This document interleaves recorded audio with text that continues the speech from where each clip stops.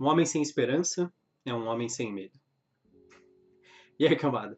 Eu sou o Gustavo Domingues, também conhecido como Rei Grifo. Hoje estou aqui para falar do Demolidor, A Queda de Murdoch.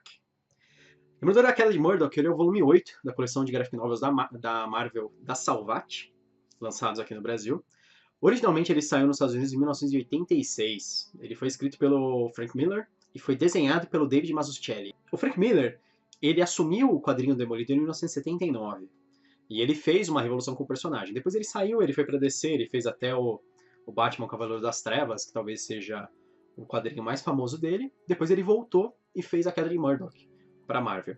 E ele voltou de maneira gloriosa, porque a Queda de Murdoch provavelmente é a melhor história do Demolidor até hoje, eu acho. Ela é uma história extremamente icônica. Vários elementos dessa história já foram utilizados pela série da Netflix, e eu não duvido que o arco de história principal dela também seja usado no futuro para uma das temporadas do Demolidor. Aliás, seria perfeito. É uma história extremamente realista, sombria e séria. A Queda de Murdoch, o nome original dela é Born Again, e ela é bem ligada à história do Demolidor, à história da fé dele, do catolicismo, da história pessoal dele, do personagem do Matt Murdock mesmo. Ela começa com a Karen Page. Karen Page, pra quem não sabe, a Karen Page foi secretária do Matt Murdock, porque ele é advogado, e ela foi secretária por um tempo, depois se tornou namorada dele, e aí depois ela foi pra Hollywood, pra Los Angeles, tentar a vida como atriz. Ela acaba se envolvendo com drogas, ela fica totalmente viciada, ela vira atriz de filmes pornôs.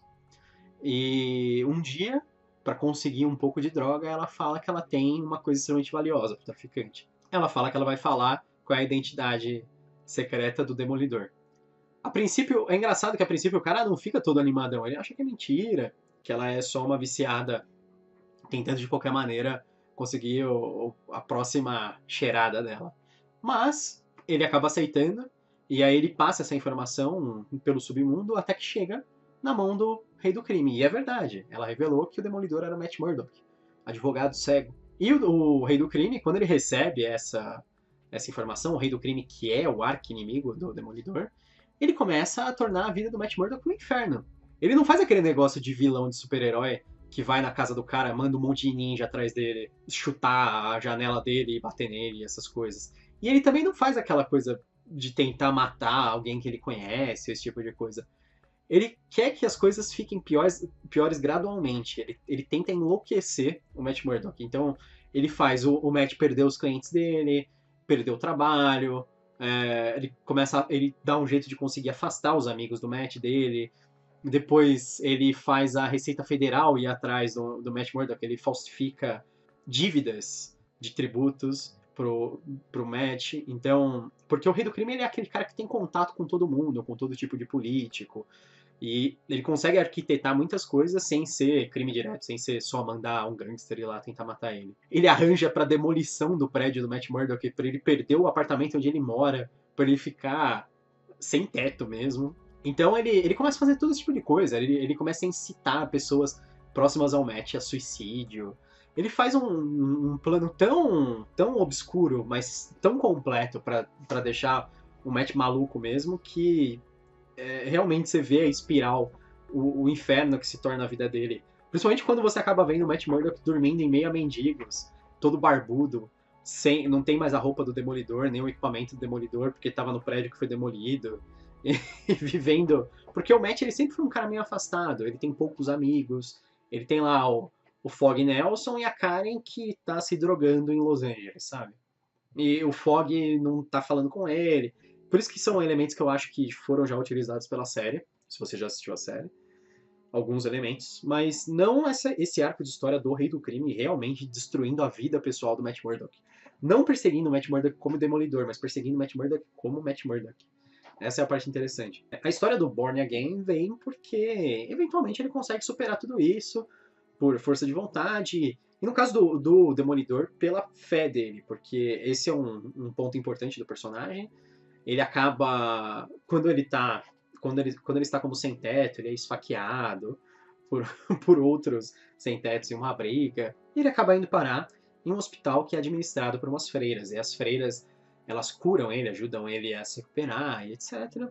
Ele novamente entra em contato com a fé dele e encontra a resolução, encontra a força de vontade para ele voltar a ser o Demolidor e para enfrentar o Rei do Crime também. E é engraçado que é uma história que não conclui assim com ele, eu superei o Rei do Crime e ele vence o Rei do Crime.